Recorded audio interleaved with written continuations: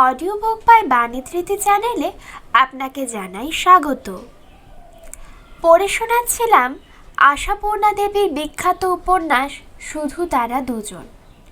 আপনারা এখনও যদি আমাদের চ্যানেলটিকে সাবস্ক্রাইব না করে থাকেন, দয়া করে আমাদের চ্যানেলটিকে অবশ্যই সাবস্ক্রাইব করবেন। শুরু করছি উপন্যাস শুধু তারা দুজন। যাওয়াই তো উচিত, প্রান্তিক রুক্ষ গলায় বলে। তোমার মতো লজ্জাহীন বেঢপ কে হতে পারে? আর এতে মোটে উদ্ঘটিত হচ্ছে না কেমন?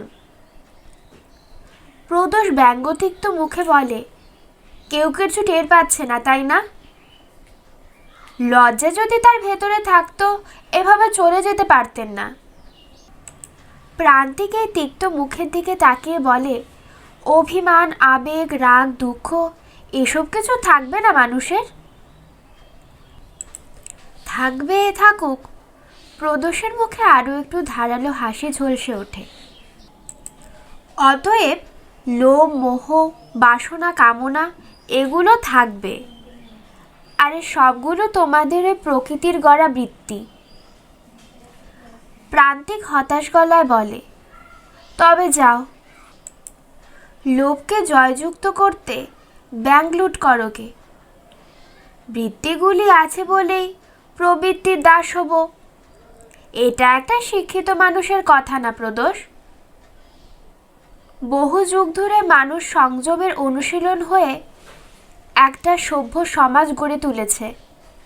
সে সমাজে আইন আছে, শৃঙ্খলা আছে, মানসিকতা বোধের সাধনা আছে। সেই বহুদিন সঞ্চিত সম্পদকে কোনো মূল্য দেবে না তুমি? নিজেকে চেক করতে চেষ্টা করবে না? ওরে বাপস! প্রদোষ আবার শব্দ করে হেসে ওঠে। অনেকক্ষণ ধরে হাসে, তারপর বলে, সত্যি তোমার উপদেশগুলো প্রায় বাবা মহারাজদের কান ঘেঁষা হয়ে যাচ্ছে। নিজেকে চেক। হাসালে সোম। কেন সে চেষ্টাটি করব বলতে পারো? যাতে আমার সুখ, যাতে আমার আহ্লাদ, তার থেকে মুখ ফিরিয়ে নিয়ে যাতে যন্ত্রণা, যাতে জ্বালা, সেটা বেছে নিতে যাব? মাপ করো ভাই। তোমাদের হিসেব মতো মানুষ হবার ক্ষমতা যদিও বা থাকতে পারে, বাসনা আমার নেই। প্রান্তিক এবার উঠে দাঁড়ালো। প্রান্তিকের আর সহ্য হয় না। বলে, তার মানে তুমি সত্যিকার শয়তান। যদি নিজেকে সামলাবার আত্মপ্রকাশ করতে, হয়তো সামান্যতম সহানুভূতিটিও আসতো তোমার ওপর, কিন্তু তুমি জোর গলায় ঘোষণা করছো সেই ইচ্ছে তোমার নেই। ছি ছি। এ ছি ছি করে প্রদোষের মুখে একটি রেখাও এদিক ওদিক হয় না। প্রদোষ তেমনি পাথুরে মুখে বলে, করলাম ঘোষণা, কারণ আমি অনেস্ট। শুধু এতটুকুই বলে প্রদোষ। অন্যদিনের মতো বলল না, কি হে, চটে মোটেতে চলে যাচ্ছ? বন্ধুর থেকে বন্ধুর পত্নীর প্রতি দরদটাই যে দেখছি প্রবল। বলো তো, অন্যদিন হলে বলতো। আজকাল এই ধরনের কথাই বলছিল। বলতে পারতো, মিসেস ভৌমিকের প্রতি যেরকম তুমি সহানুভূতিশীল, তাতে আমার অনেকটা নিশ্চিন্ততা আসছে। হৃদয় স্পর্শের অভাবে গোলাপ গাছটি শুকিয়ে যাবে না। যে কোনো খান থেকে একটু হৃদয় রস স্পর্শ পেলেই কাজ চলে যায় মানুষের।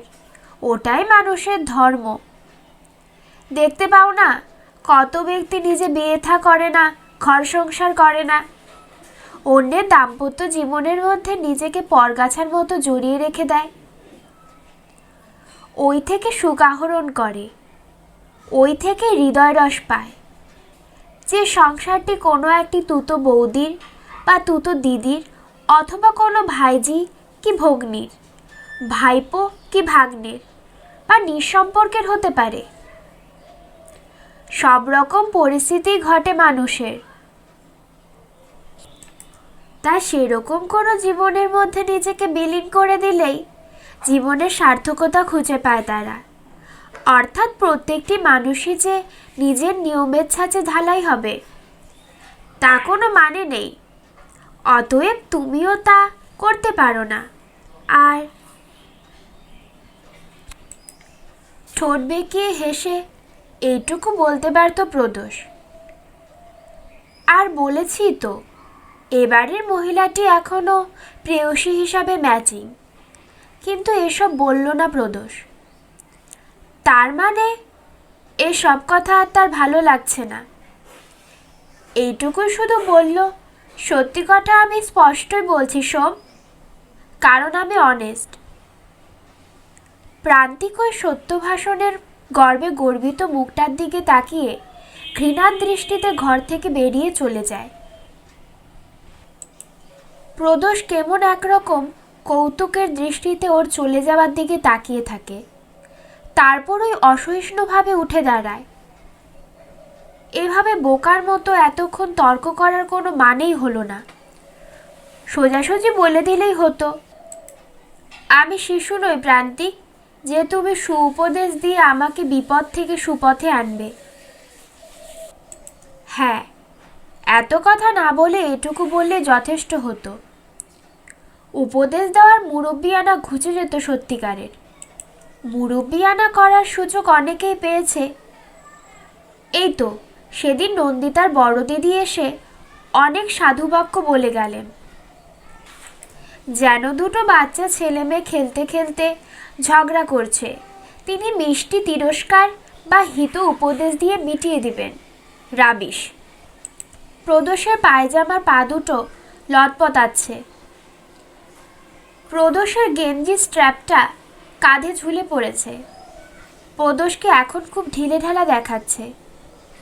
তবুও প্রদোষ সেই ঢিলেঢালা হয়ে ঘরের মধ্যে জোরে জোরে পায়চারি করতে থাকে, আর নন্দিতার ওপর একটা ক্রুদ্ধ আক্রোশ অনুভব করে।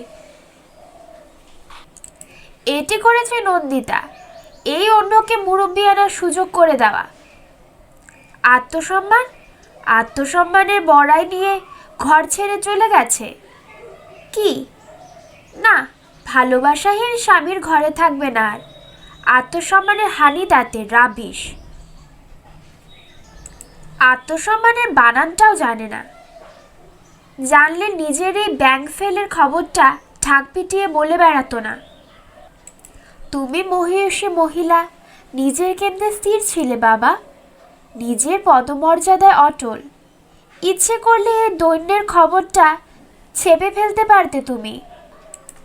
সংসারের সর্বেসর্বা কর্ত্রী হয়ে, ভৃত্যবর্গের ওপর দুর্ধর্ষ মণিবাণী হয়ে, সন্তানের মাতৃরূপে মহিমণি হয়ে, এবং একটা তরলমতী স্বামীর সম্পর্কে অগ্রাহ্যবতী হয়ে বেশ কাটিয়ে দিতে পারতে তুমি।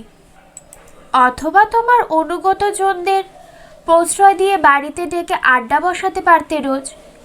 নিজের হাতে কফি বানিয়ে খাইয়ে ধন্য করতে পারতে তা। আবার তরুণীর ভূমিকায় লাভলি হয়ে উঠতে পারতে। বয়সটা 35-36 হলেও রূপলাবণ্যে আজও তুমি 23-32কে হারাতে পারো। অতএব আমার এখন তোমাকে বোরিং লাগলেও এখনো 2-4টেকে ঘায়েল করার ক্ষমতা তুমি রাখো। হঠাৎ শব্দ করে উচ্চারণ করে প্রদোষ।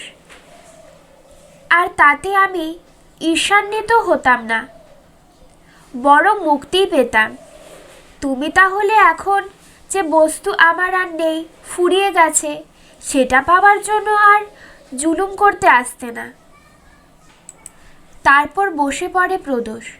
বিড়বিড় করে বলে, কিন্তু তুমি দুটোর একটাও করলে না। তুমি ঘর ছেড়ে চলে গিয়ে বান্ধবীর বাড়িতে বসে থাকলে। তার মানে নিজের দৈন্যের ঘরটা ঘুরে ঘুরে দেখালে সবাইকে। চাকর বাকরদের কাছে হাস্য সম্পদ হলে, বন্ধুবান্ধবের কাছে হাস্য সম্পদ হলে, ছেলের কাছে ছোট হয়ে গেলে। এরপর আবার যেদিন তুমি এই চৌকাঠের মধ্যে এসে ঢুকবে, তখন কি সেই তোমার পুরনো পোস্টটা ফিরে পাবে? পাবে না। তার কারণ ওই অবজ্ঞার দৃষ্টিগুলো সঞ্চয় করেছো তুমি, আর সেটা করেছো সম্পূর্ণ হঠকারিতা করে। আমি তো তোমার জন্য বাপু কোনো অধিকারে হস্তক্ষেপ করিনি। তবে তবে কেন তুমি এমন করে নিজের ক্ষতি করলে? ভেবেছিলে তোমার হতভাগ্য স্বামীটাকে লোকের কাছে হেয় করবে। হেয়টা যে তুমি নিজেই হয়েছ, হবে, তা ভেবে দেখছো না? তোমার ওই বান্ধবী যে তোমার বড় সহানুভূতিতে আশ্রয় দিয়েছে, তোমার সে মিস বান্ধবীটি হয়তো এখন মুখে তোমায় খুব সমর্থন করবে, কিন্তু আমি নিশ্চিত বলবো কখনো সে সত্যিকারের সমর্থন করবে না তোমায়।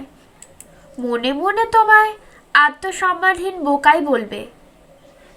জানি না, মেয়েদের কথাগুলো মেয়েরাই জানে। তবে আমার কথা যদি বলবো এরকম ক্ষেত্রে আমি তোমার মতো বোকামি করতাম না হে নন্দিতা দেবী। আমি আমার স্ত্রীর ভালোবাসা হারানোর খবর বা স্ত্রীর অন্যের প্রতি আসক্তির খবর ঢাক পিটিয়ে বলে বেড়াতাম না। সমাজে পজিশনটা রাখতাম, যেমন রেখেছে চারুতোষ।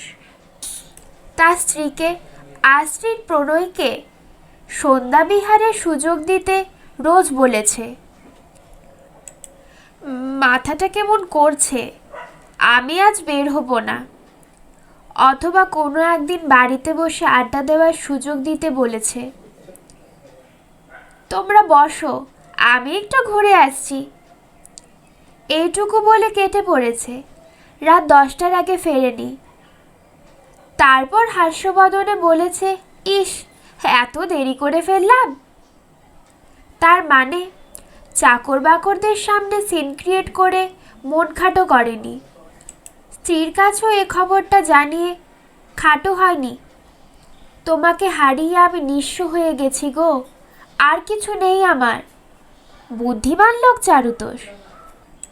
চারুতোষের বুদ্ধির কথা ভাবতে গিয়ে হঠাৎ চারুতোষের বউয়ের সেই সাপের মতো মসৃণ আর সাপের মতো চকচকে দুখানে হাতের কথা মনে পড়ে যায় প্রদোষের। 2 ইঞ্চি চওড়া কাঁধের ব্লাউজের গহ্বর থেকে নেমে এসেছে 2 হাতখানি। কথা বলার সময় লালায়িত ভঙ্গিতে আন্দোলিত হওয়ার জন্য। প্রদোষের হয়তো এখন আর মনে পড়ে না, কিন্তু প্রথম আকৃষ্ট হয়েছিল ওই হাতের সৌন্দর্যেই। নইলে চারুতোষের বউ বিপাশার তো রূপে রঙে নন্দিতা ধারে কাছেও লাগে না।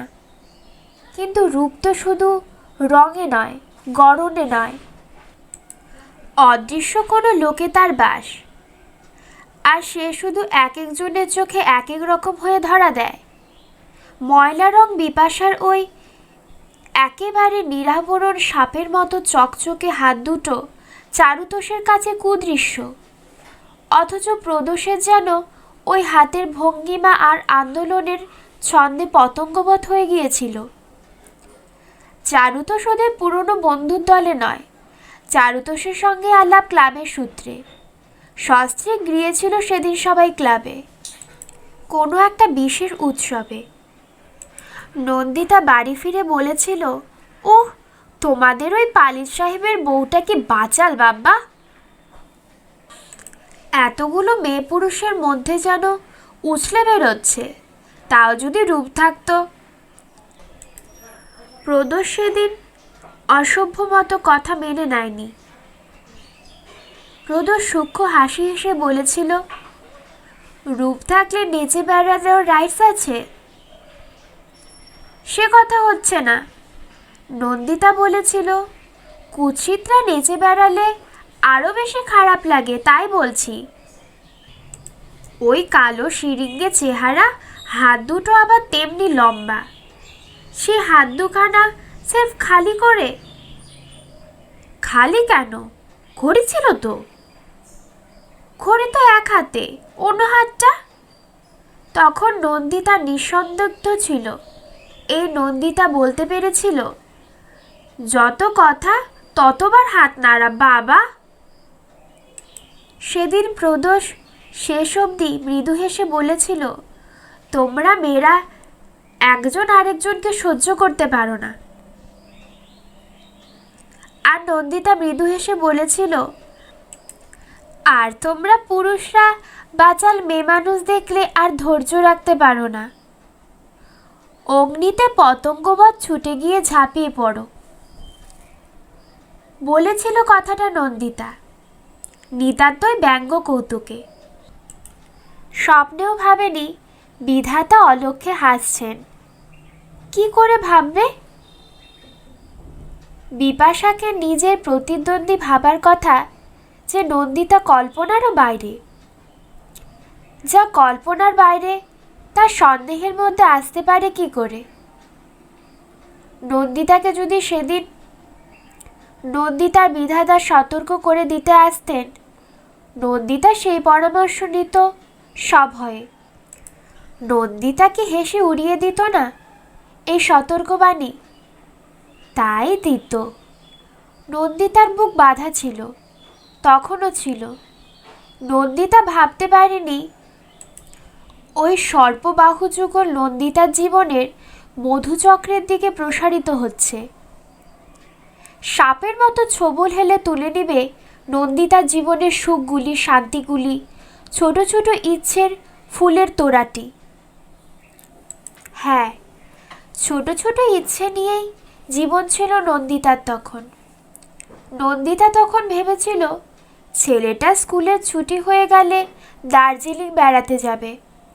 দুবার যাওয়া হয়েছে, তাতে কি? ভালো জায়গা শতবার যাওয়া যায়।